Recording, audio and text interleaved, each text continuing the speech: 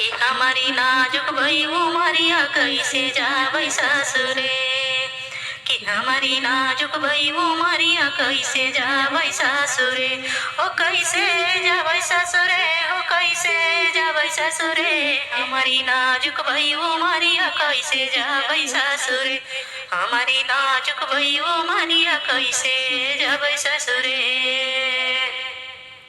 रोज रोज सासु हमारी खाना बनवाई है हो। रोज रोज सासु हमारी खाना बनवाई है कि खाना बनवाई है कि झाड़ू मारवाई है हो कि झाड़ू मारवाई है। हमारी नाजुक भई उमरिया कैसे जाबै ससुरे। कि हमारी नाजुक भई उमरिया कैसे जाबै ससुरे। कि हमारी नाजुक भई उमरिया कैसे जाबै ससुरे। रोज रोज जेठनी हमारी झाड़ू मारवाई है कि झाड़ू मारवाई है कि बर्तन मांजवाई है कि बर्तन मांजवाई है।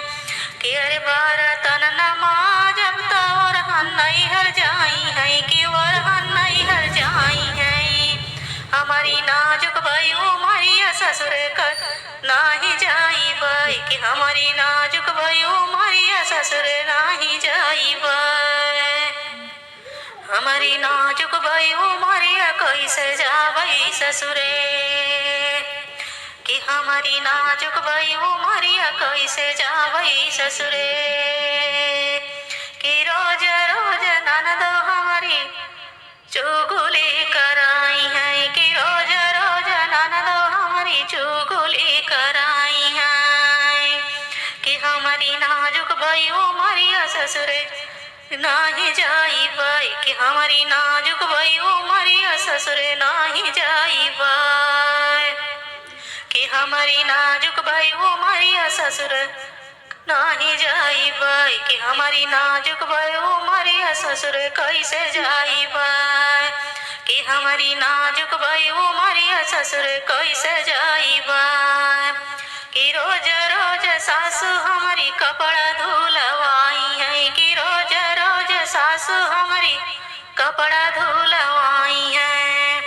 अरे कपड़ा न धुलवाई ओरहन नहीं आई नहीं हरे। कि हमारी नाजुक भई उमरिया ससुर कैसे जाइबै। कि हमारी नाजुक भई उमरिया ससुर कैसे जाइबै। कि हमारी नाजुक भई उमरिया ससुर कैसे